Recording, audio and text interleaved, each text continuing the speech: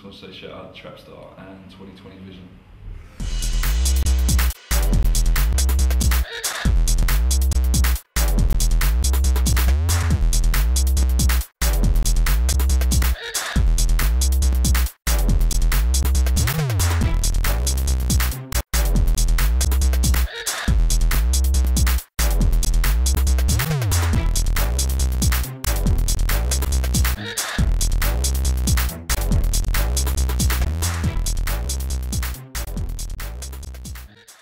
It's trying to be a gap in the market for a streetwear boutique in London. Yeah. You know, we've seen stores across the world, New York, LA, Tokyo, like even Amsterdam with Patter and stuff. They're all doing their own thing. And we're out here.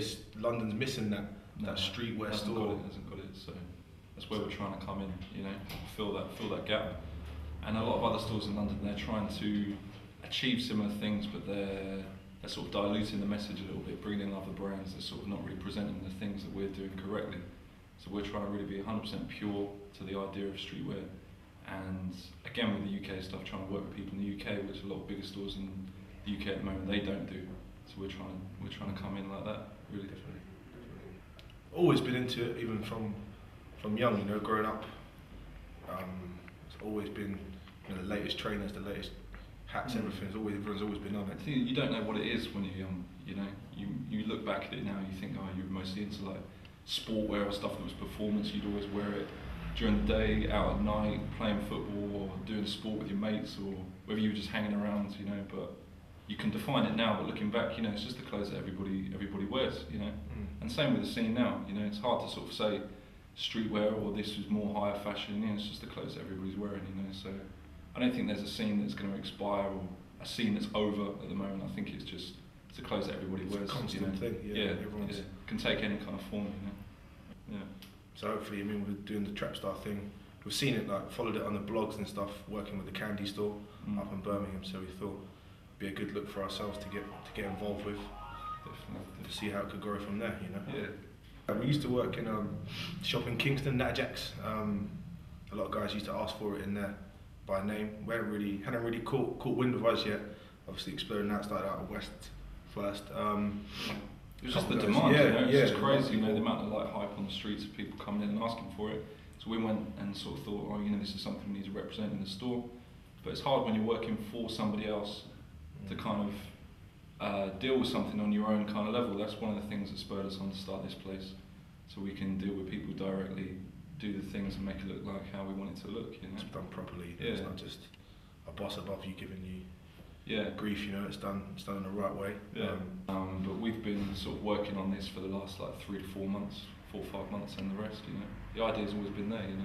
Yeah, I mean, it's come. I mean, me and Kyle have, you know, many a night sat in a pub talking about it, you know, and then the more drink flew, the more that we thought we could do it. Yeah. Then one day it was just a case of let's just convincing yourself in the daytime. Yeah, you can actually do it. You know what I mean? Got to the stage where we just were like, now is the time to do it. If we're not going to do it, then we never are. You know. So we felt that just to get out and break off and do our own thing. You know what I mean? It's a difficult thing to do, to convince yourself to do something this big and to come forward and do it. It is a risk, but most of that experience, it does come from working for somebody else and working in a store, like you said. It's not really like you've already laid the foundations from dealing with people when you worked for somebody else. Every connection that we had here, we've sort of taken from connections that we were earning for somebody else before. So we're opening up in East London, up in Shoreditch, but we want the guys out West London to know that we're here, what we're doing is creating a customer base and all that out there. So we're coming down, we're bringing some of our super footwear, Tendy, Crooks and Castles, Mishka, some of the 100 stuff we're going to bring down. Just, you know, we know the guys are after it. It's just, you know, it can be, so, you know, all the way out in West London, you know, we're quite far away, but we want to be able to let people know that we are here and come down and show what we're about. And hopefully, you know, can gain some new customers and all that from that, you know.